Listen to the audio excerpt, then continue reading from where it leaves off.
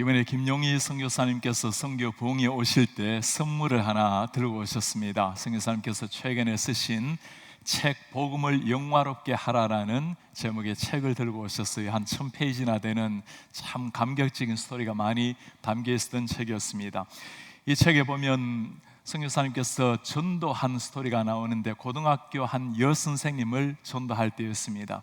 사역인을 가지고 복음을 나누고 예수님을 만나게 되었고 그 복음 앞에 너무나 행복해하면서 눈물로 예수님을 영접했던 선생님, 선교사님이 이렇게 준비된 사람이 있나 할 정도로 특별한 사람이었습니다. 너무나 쉽게 복음을 받아들이는 것을 보고 기도가 끝나고 난 다음에 선교사님이 확인을 하기 위해서 물었습니다. 선생님, 지금 선생님이 받아들인 그 예수 그리스도 나의 구주로 받아들이셨죠? 네, 구주로 받아들이셨다라는 것의 의미란 이런 것입니다. 지금 학교 선생님으로 계시는데 혹시 하나님께서 이제는 선생 일을 그만하고 집에 가서 아이들을 양육하라고 말씀하신다면 내 생각이 어떠하든지 주님께서 그렇게 말씀하시면 순종하겠습니다. 그것이 예수님을 믿는 의미입니다. 이 말이 채 끝나기도 전에 아니 그런 것이라면 진작 처음부터 말씀을 하셔야지 내가 지금 방금 고백한 걸 취소하겠다고 취소하려라고 답변한 선생님이 있었습니다. 예수 그리스도를 믿는다라는 것, 구원을 얻는 하나의 수단처럼 여기는 사람의 모습입니다. 성교사님께서 복음 학교를 운영을 하시는데 이 복음 학교를 통해서 많은 목회자들이 변화를 받습니다. 한 분이 그곳에서 은혜를 받고 교회에 돌아가서 우리 성도들한테 참 진심 어린 사과를 들었습니다. 제가 지금까지 예수 그리스도의 복음을 바르게 전하지 못했습니다. 그대로 예수 그리스도의 십자가의 복음, 그 부활의 권능의 복음을 전하기 시작했습니다. 참 놀라운 일이 일어났어요. 얼마 가지 않아서 교회 안수 집사님들이 찾아와서 목사님, 우리 세상 살아가는 것도 참 피곤한 일인데 너무나 근본적인 그런 복음만 전하지 말아주시기 바랍니다. 복음 학교 가기 전에 목사님의 모습이 더 좋습니다. 목사님께서 참으로 충격을 받으시고 내가 지금까지 어떤 복음을 교회에서 가르쳤는가, 너무나 쉬운 복음을 쏟아놓은 것을 회개하면서 사택을 뒤로 하고 교회를 떠나셨다라는 이야기였습니다. 이 말씀을 읽으면서 제 자신에게 참 많이 반문을 하게 됩니다. 나는 예수 그리스도의 이 복음을 내가 먼저 정말 알고 있으며 내가 그 복음을 바르게 전하고 있는 사람인가? 여러분들에게 한번 스스로 한번 물어보시기를 바랍니다. 내가 정말 이 그리스도의 복음을 바르게 알고 있는가? 예수 그리스도를 나의 구주로 받아들인 사람인데 내 인생 언젠가부터 예수를 구주로 받아들였는데 그 이후로 내 삶이 정말 변화를 겪고 있는가? 오늘 바울의 말씀을 통해서 이 복음이 무엇인지를 먼저 말씀을 해줍니다. 그 다음에 복음을 정말 믿는 사람, 아는 사람이 이 복음 앞에 어떻게 반응해야 될지, 살아야 될지를 말씀을 해주고 있습니다. 오늘 말씀을 통해서 두 가지의 하나님께서 은혜를 주시기를 기도합니다. 첫 번째는 아직까지 복음을 잘 모르시는 분들, 복음을 희미하게 아시는 분들은 복음이 무엇인지를 명쾌하게 이해하는 것, 예수 그리스도를 믿는다라는 것이 무슨 의미인지를 확실하게 깨달을 것. 두 번째는 이미 예수님을 확실하게 알고 믿고 따라가는 분들은 정말 믿는 바대로 우리의 삶을 기꺼이 주를 위해서 드리는 결단이 일어나기를 기대합니다. 복음이라는 것이 무엇일까요? 오늘 바울은 이 복음을 설명하기 위해서 본문에서 특별한 단어를 하나 설명합니다. 비밀이라는 단어입니다. 헬라어로 이 비밀이라는 단어는 미스테리온이라는 단어를 쓰는데 영어로 미스테리에 해당되는 단어입니다. 비밀.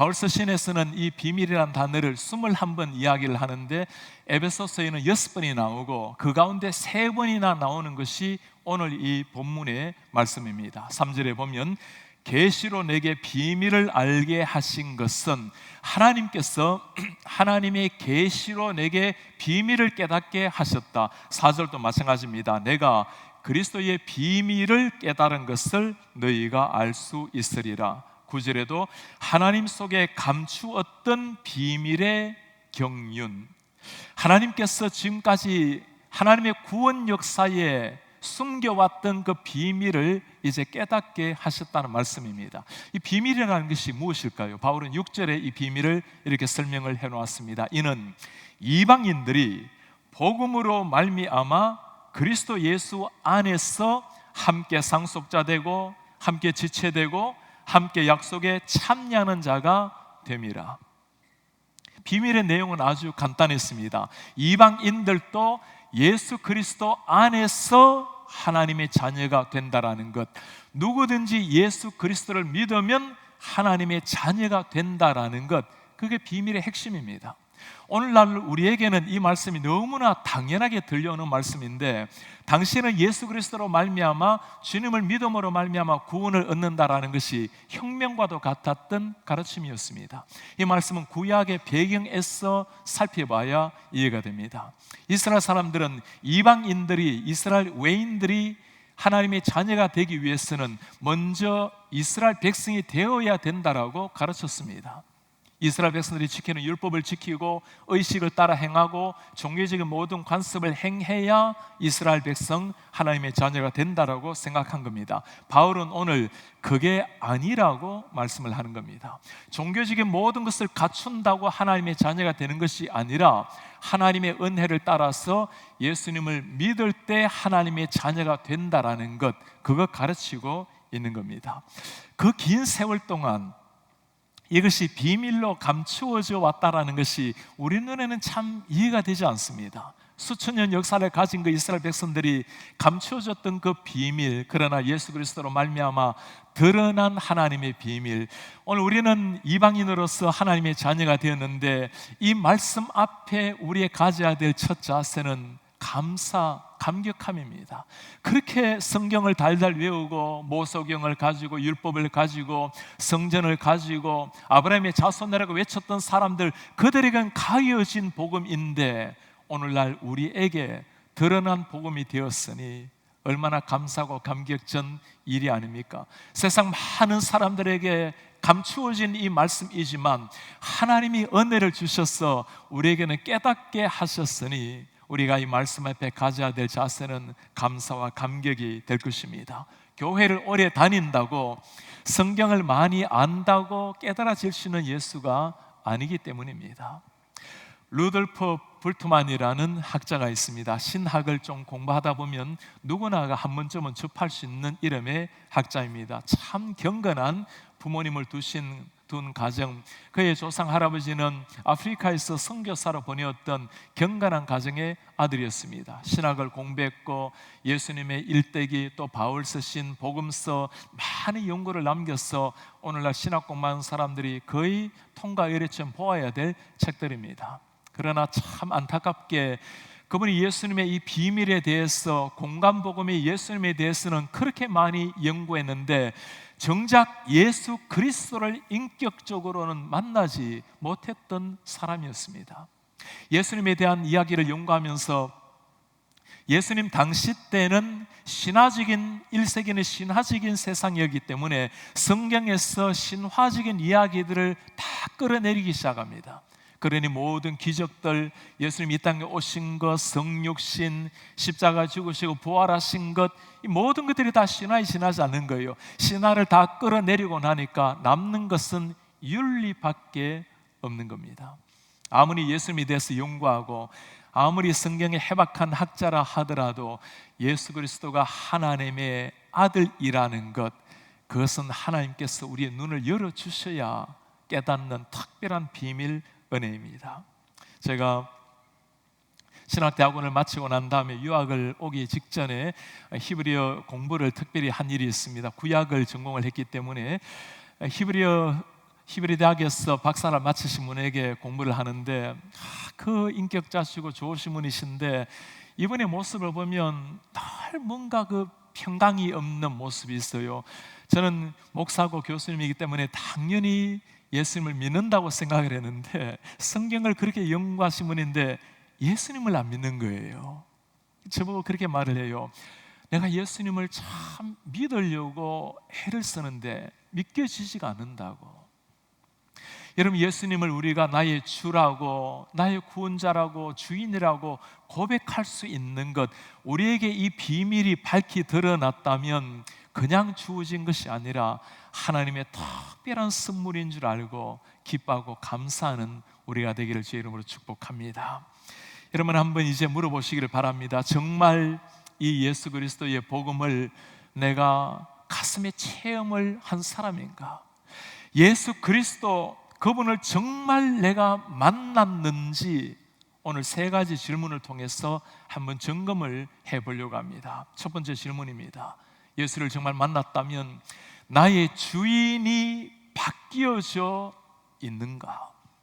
내 주인이 예수님으로 바뀌어져 있는가? 예수님을 구원자로 모신다라는 것은 예수님을 나의 주님으로, 주인으로 모신다라는 말씀입니다.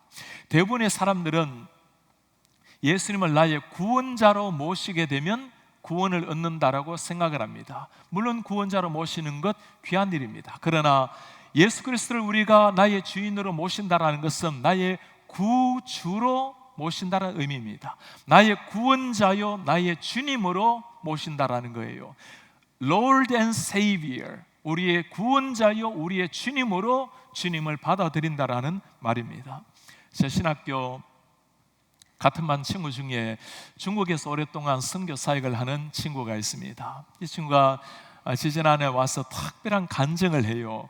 당신이 가르치는 학생들, 젊은이들 중에 세례를 받을 때 온 교회가 축제를 하게 됩니다. 특별한 세례식을 가지게 된다예요. 아무나 세례를 주지 않습니다.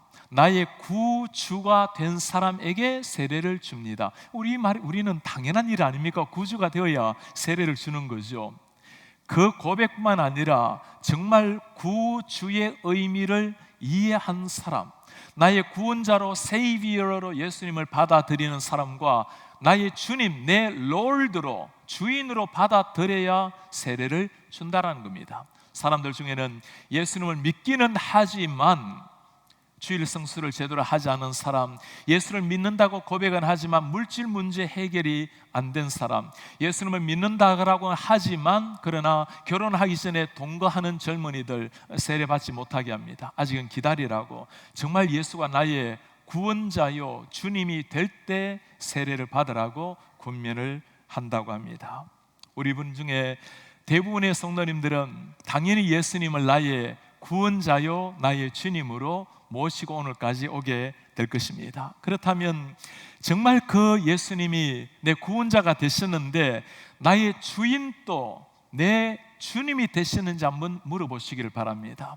내 삶에 매일 나를 인도하는, 나를 지배하는 내 주님이 되어 계시는지, 내 삶이 주님을 향해서 나아가고 있는지를 한번 물어보시기를 바랍니다.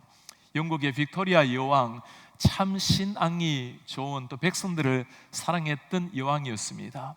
백성들 속에 끼어서 함께 그들과 대화 나누는 것을 참 좋아했던 여왕이 어느 날 한 과부 집에 가서 대화를 나눴어요. 참 신앙이 좋았던 과부였습니다. 여왕이 그의 신앙에 감동을 하면서 물어요. 당신 집에 이제까지 오신 가장 고귀한 손님이 누구십니까? 그렇게 신앙이 좋은 여인이기에 당연히 예수님이요 라고 대답을 할 걸 기대했습니다. 의외의 대답이었어요.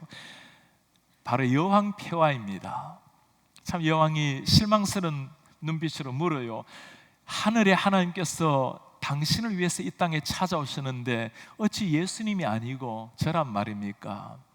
그 신앙 좋은 과부가 하는 말이에요. 여왕 폐하는 오늘 오신 손님이지 저의 주인이 아닙니다.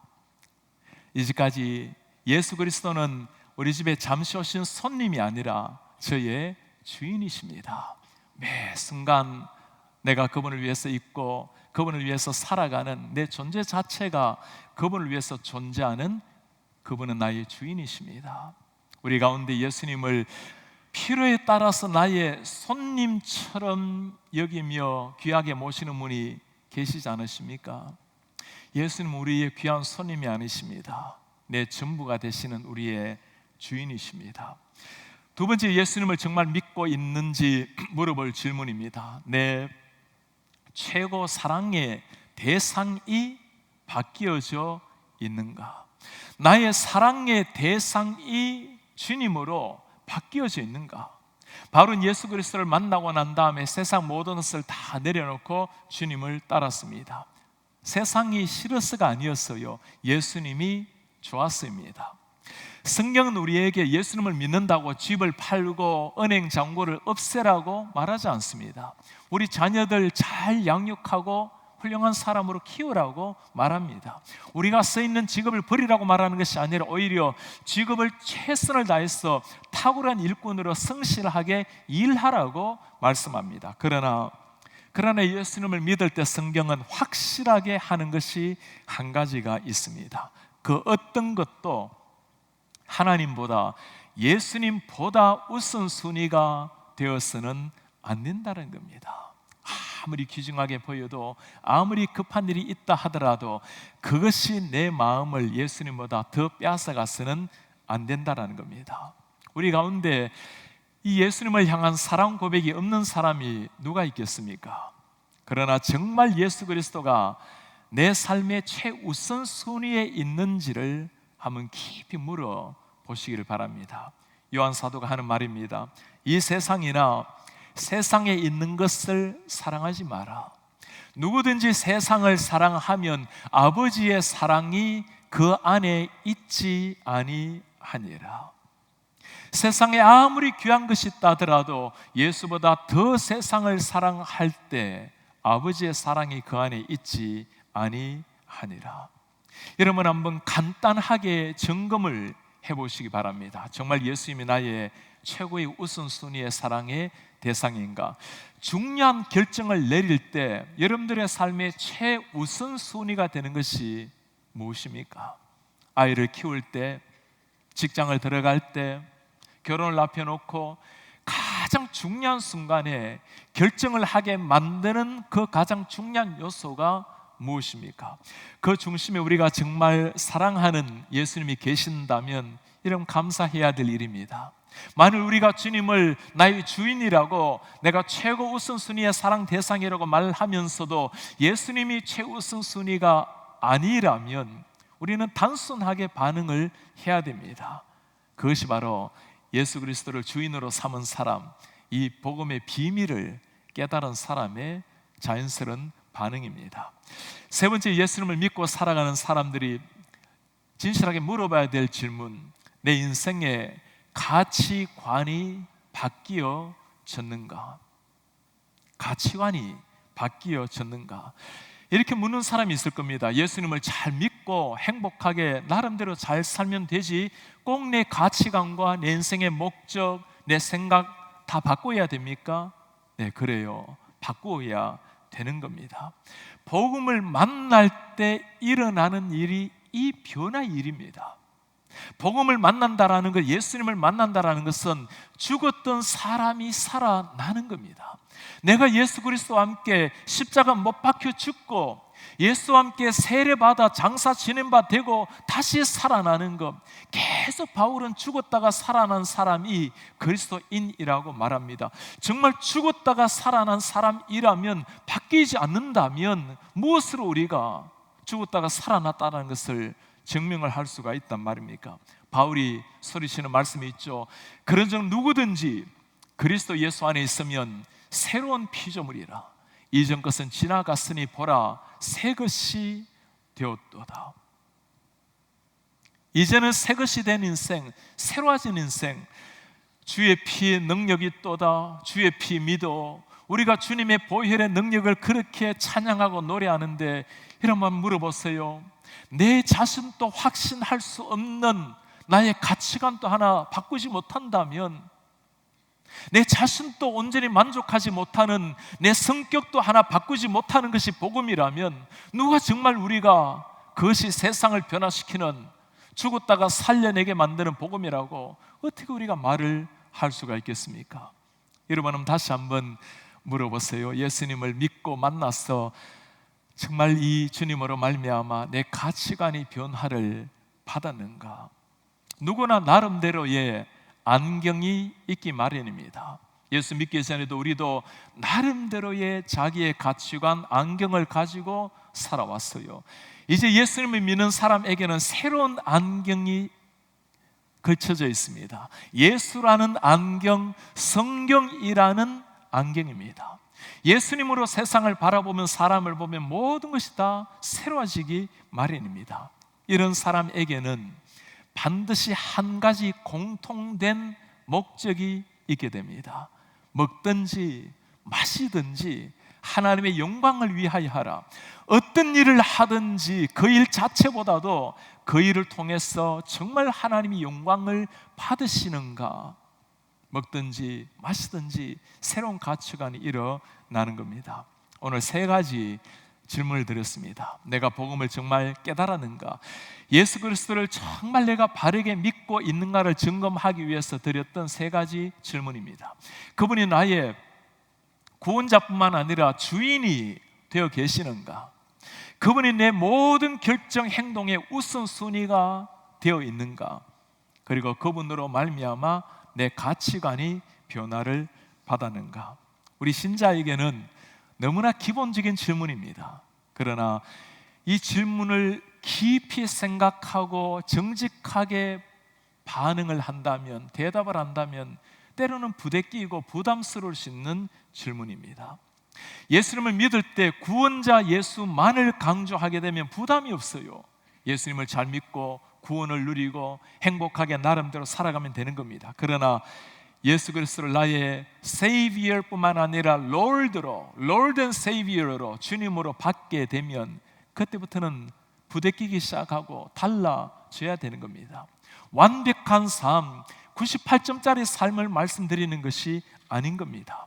내 인생의 방향이 어디로 가고 있는지를 한번 정직하게 물어보시길 바랍니다. 내 속에 중요한 결정을 내릴 때 가장 중요한 결정, 그 결정적인 요인이 무엇인지를 물어보시길 바랍니다. 이런 비밀을 깨달은 사람, 그리스도인입니다.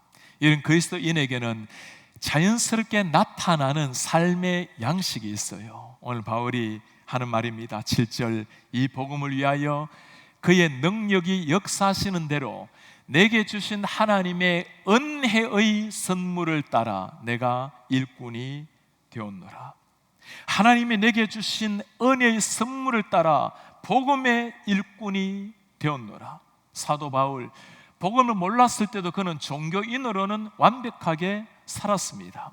진짜 복음을 만났을 때는 종교의 모든 겉옷을 다 벗어 던지고 예수 그리스도의 복음의 일꾼이 되었습니다. 여러분 꼭 기억하셔야 될 것이 이것입니다. 예수님을 믿음으로 말미암아 구원의 감격을 누리는 건 너무나 귀한 일입니다. 그러나 거기에서 그쳐서는 안 되는 겁니다. 이 좋은 주님을 만났다면, 죽었다가 살아나게 만든 이 복음을 만났다면 이제는 그 복음을 나누어야 되는 겁니다. 예수님을 만난 다음에 물동이를 버려두고 내가 메시아를 만났다고 마을로 뛰어들어간 사마리아 여인을 기억할 것입니다. 예수님을 만남으로 말미암아 겉옷을 벗어 던지고 자신의 생기를 유지하게 만들었던 겉옷을 벗어 던지고 예수 그리스도를 따라갔던 바디메오, 예수님을 진짜 만났을 때 복음의 일꾼으로 자신의 삶을 드렸던 제자들, 그리고 오늘 이 사도 바울, 예수님을 만났을 때, 진짜 만났을 때 나타났던 똑같은 한 가지 공통된 변화, 영혼을 향한 눈물, 영혼을 향한 목자의 심정, 전도의 열정이 일어난다라는 말입니다. 아무에게나 주어지는 일이 아니죠. 예수 그리스도의 구원의 감격을 누리는 사람들, 하나님을 따르는 자들에게만 주어지는 영광스러운 특권입니다. 하나님의 은혜, 오늘 바울이 이것을 은혜라고 이야기를 해요. 하나님의 은혜의 선물이 왔을 때 복음의 일꾼이 되었노라. 여기에 모든 비밀이 다 들어가 있는 겁니다. 더 열심히 전도하려고, 더 열심히 주를 위해서 살려고 노력하는 것 다 귀한 일입니다. 그러나 근본적으로 우리가 추구해야 될 것들은 그런 것이 아니에요. 하나님, 당신의 은혜로 저를 충만하게 하십시오. 하나님의 은혜가 저를 완전히 지배하게 되면 그때 자연스럽게 나타나는 반응, 삶이 영혼, 전도의 삶이라는 말씀입니다. 그렇게 사도 바울 복음을 위해서 마지막까지 불태웠죠. 예수를 위해서 살아가는 삶, 복음의 전도자로 살아가는 삶, 쉬운 일이 아니죠. 오늘 바울이 이 복음을 어디에서 기록을 하고 있습니까? 에베소서 감옥입니다. 죽음을 앞에 두고 기록한 말씀, 감옥 안에서도 외쳤던 복음이 십자가의 복음이었습니다. 그 고난 속에서도 바울이 오늘 하는 말 13절입니다. 그러므로 너희에게 구하노니 너희를 위한 나의 여러 환난에 대하여 낙심하지 마라. 이는 너희의 영광이니라. 신자로서 받는 모든 고난을 영광이라고 외치는 바울, 성도와 교회를 위해서 받는 것을 기쁨으로 여겼던 사람, 고난과 죽음까지도 영광스럽게 받아들일 수 있다면 이런 사람에게는 두려울 것이 아무것도 없는 겁니다. 어떤 상황, 어떤 세상 앞에서도 겸손하나 당당할 수 있고 자유할 수 있는 사람, 그들이 주님을 알고 따라가는 그리스도인들입니다. 제가 처음으로 번역했던 책의 이름이 백투 예루살렘이라는 책입니다. 하늘에 속한 사람 윈 형제가 쓴 책입니다. 중국에 일어나고 있는 마치 사도행전 같은 참 놀라운 역사를 기록하고 있는 책이에요. 그 중에 한 스토리입니다. 1967년도에 상해 아주 부유한 가정에 유엔이라는 자매가 있었습니다. 예수님을 지극하게 믿는 자매, 공안에 잡혀 들어갔습니다. 네가 믿고 있는 예수를 한 번만 부인하라. 어찌해도 예수님을 부인하지 않으니 아이 둘을 감옥으로 데리고 옵니다. 한 번만 예수를 부인하면 아이들이 있는 집으로 돌려보내어 주마. 아이들은 눈물 나오성을 칠 때였습니다. 큼직한 종이 하나 내어놓고 유엔자매는 자신의 신앙을 고백합니다. 주 예수 그리스도와 바꿀 수 있는 것은 아무것도 없습니다. 내 자녀들도 예수님을 대신할 수는 없습니다. 단 한 번 예수님을 부인하지 않았다라는 제목으로 그 이후로 23년 동안 감옥살이를 했습니다. 1990년 풀려났어요. 아들이 다른 지방에 공무원이 됐다는 것을 듣고 아들을 찾아갑니다. 그 오랜 세월 보지 못했던 어머니를 바라보고 나에게는 당신 같은 어머니가 없어 하고 문을 닫고 들어가는 아들. 그는 이렇게 마치고 있어요. 예수 그리스도를 따라가는 것, 십자가를 지는 고난의 길이다. 고난 주간을 우리가 앞에 놓고 있습니다. 여러분 한번 물어보세요. 내가 정말 예수 그리스도로 말미암아 받는 고난을 가지고 있는가? 내가 주님을 위해서 받아본, 이 복음을 위해서 받아본 마지막 고난이 언제인가? 아무런 고난이 없다면 여러분 그것을 당연하게 여기지 마시기 바랍니다. 예수님께서 뭐라고 말씀하시죠? 정말 네가 나를 따라오기를 원하면 네 자신을 부인하고 십자가를 지고 좁은 길을 걸어라. 예수 그리스도를 정말 따라가고 있는 사람이 맞는지 한번 물어보시기를 바랍니다. 오늘 예수님을 믿는다라는 것 점검하기 위해서 세 가지 질문을 했습니다. 예수님이 귀한 손님이 아니라 내 주인이 맞는가? 그분이 내 모든 판단의 우선 대상, 최고의 사랑의 대상이 맞는가? 내 가치관, 인생 목적이 달라졌는가?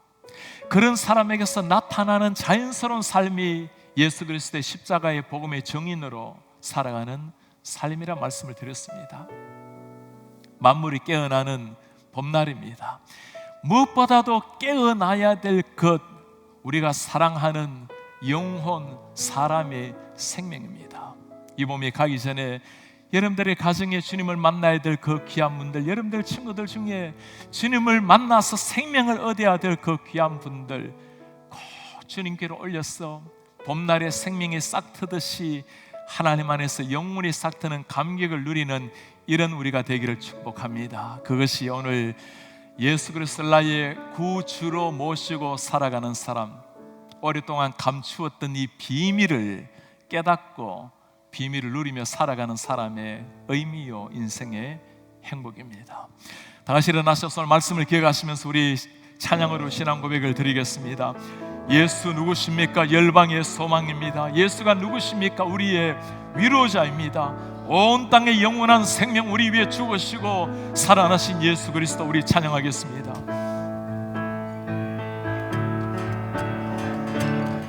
예수 열방의 소망, 예수 우리의 위로자, 예수 주는 온 땅의 영원한 소망, 예수 어둠 속의 빛, 예수 어둠 속에 변함없는 진리에서 변함없는 주는 온 땅의 빛이십니다. 주는 온 땅의 빛이 되시네. 우리 위해 죽으시고 다시 사셔 생명의 주,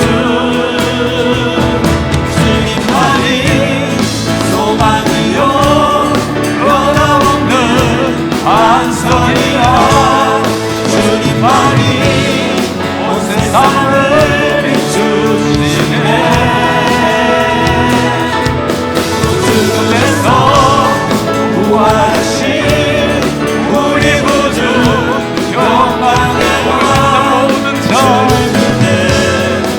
소망 되신 주를 믿네. 우리 위에 죽으시고 우리 위해 죽으시고 다시 생명의 주리 위해 죽으시고 다시 사신 생명의 주, 주님만이 소망이요 변함없는 반석이라. 주님만이 온 세상을 비추시네. 죽음에서 부활하신 우리의 주, 우리 구주 영광의 왕, 주를 믿는 온 자의 소망 예수도 주님을 믿습니다. 주를 믿네.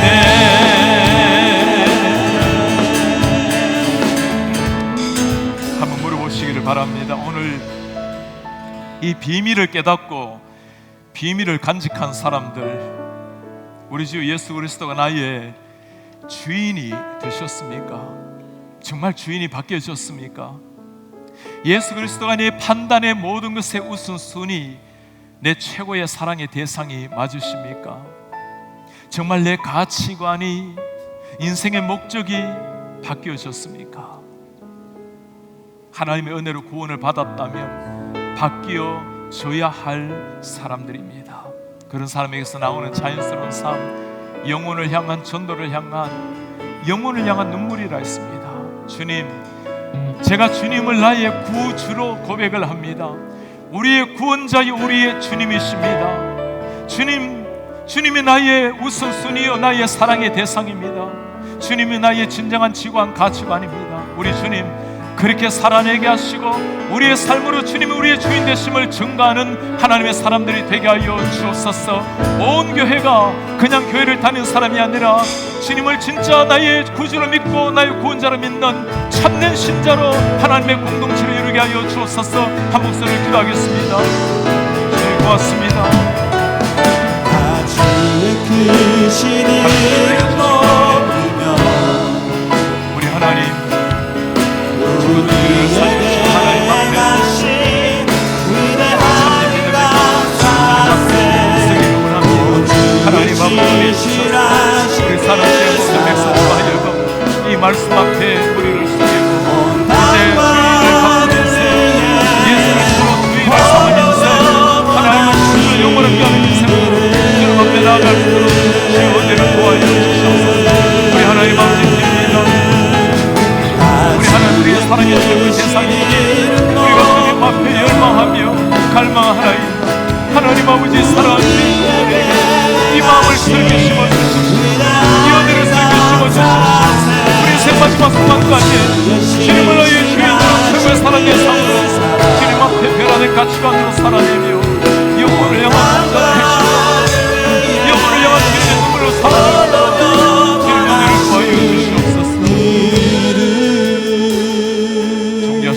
하나님 아버지, 주님이 우리의 주인이십니다. 주님이 우리의 최고의 사랑 대상이요, 우리의 결정자시요, 삶의 우선순위십니다. 주님이 우리의 주인이시기에 우리가 하나님의 영광을 위하여 변화된 가치관과 인생 목적으로 살아가겠습니다. 주님, 다 부족한 연약한 죄인들이지만 그렇게 은혜를 받아서 살아낼 수 있도록 하나님의 은혜를 충만하게 부어 주시옵소서. 주님, 우리에게 영혼을 향한 목마름, 아버지의 그 마음을 주십시오. 사랑하는 가족, 사랑하는 친구, 사랑하는 교제하는 사람들, 이 봄이 지나기 전에 생명이 싹트는 이 봄날에 영혼의 생명이 싹트는 영광을 보게 하여 주옵소서. 우리 교회 사랑하는 성도님들 한 사람도 교회를 나오는 종교인이 아니라 예수님을 만나서 그 하늘의 지고한 감격을 누리며 살아가는 이런 하나님의 사람들이 되게 하여 주옵소서. 예수 그리스도의 이름으로 기도하나이다. 아멘. 주 예수 그리스도의 은혜와 하나님의 사랑과 성령의 교통하심이 예수 그리스도를 믿음으로 주인을 바꾼 인생, 진짜 사랑의 대상이 바뀌어진 인생, 가치관과 인생 목적이 바뀌어진 사람답게 하나님의 영광을 위하여 주님 맡겨주신 영혼 구원을 위해서 살기를 다짐하는 주의 모든 백성들 머리 위에 지금부터 영원토록 함께 있을지어다. 아멘.